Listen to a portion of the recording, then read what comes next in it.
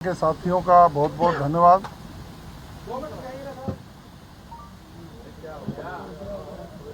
हम 10 साल तो रुके ही पड़े, चिंता मत करो। अभी 3 साल ये और 5 साल अगले 8 साल आने वाले उसके बाद 50-100 साल का काम कर रहे हैं। 100 साल का काम कर रहे हैं। आने वाले 50-100 आप साल चिंता मत करो। 2 मिनट क्यों कह रहे हो? टीआरसीपी एक दिन के लिए है क्या? नहीं 3 साल के लिए 100 साल के लिए। टीआरसीपी 100 साल आने वाले 500 साल के लिए किसानों को समृद्ध करने के लिए करें शुरू। कोई आपका प्रश्न है? मैं ही बोलूं? आप बोलो फिर प्रश्न कर लिए। प्रदेश के यशस्वी मुख्यमंत्री आदरणीय भजनलाल जी शर्मा साहब द्वारा सरकार के 2.25 वर्ष में किए गए कार्यों का उल्लेख मैं समझ सकता हूं कि इस सदन में पहली बार प्रदेश के मुख्यमंत्री जी ने यह वक्तव्य दिया कि आपके 5 साल में आप जो नहीं कर पाए वो हमने इन 2 वर्षों में करके दिखाया है। और उस वक्तव्य से कांग्रेस की राजनीति में भूचाल आ गया। कांग्रेस की चूलें हिल गई और जैसा मुझे विश्वस्त सूत्रों से पता लगा है, कांग्रेस के नेताओं को दिल्ली से फटकार लगी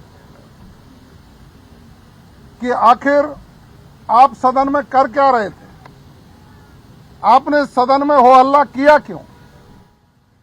यदि कांग्रेस की सरकार ने 5 वर्ष में कुछ किया होता तो आपके नेता प्रतिपक्ष जी ने उसको क्यों नहीं उल्लेख किया? और जब फटकार लगी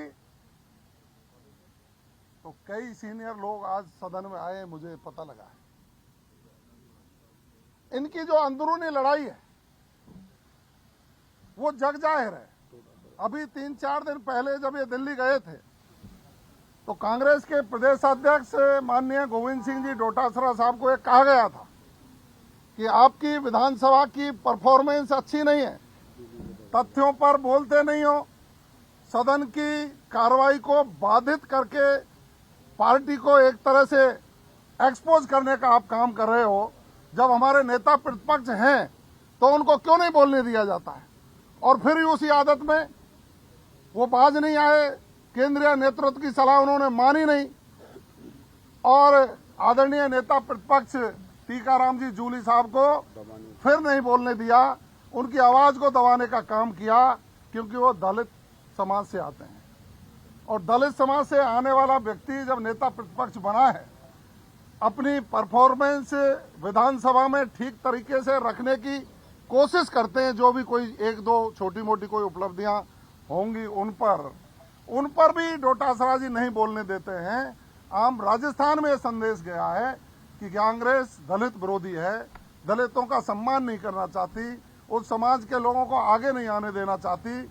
और आज फिर जब रात को दिल्ली से फोन आए, कल इनके लोगों को ऊपर से धमकाया गया, तो अब ये गुपचुप मीटिंगों का दौर इनका चालू हुआ है। माननीय भजनलाल शर्मा जी ने 21 फरवरी को ही कहा था कि यदि बहस करनी थी तो प्रदेश के पूर्व मुख्यमंत्री सम्मानीय अशोक गहलोत जी को यहाँ आना था, लेकिन वो नहीं आए।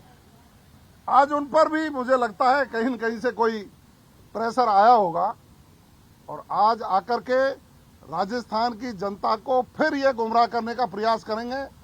फिर ये सदन का जो समय है, जो राजस्थान की जनता के हित में ज्यादा से ज्यादा लगना चाहिए, जनता के मुद्दों पर चर्चा के लिए लगना चाहिए, ये अपनी नेतागिरी चमकाने के लिए सदन के पटल को, सदन को उपयोग करना चाहते हैं, जो मैं समझता हूं राजस्थान की राजनीति के लिए अच्छा नहीं है।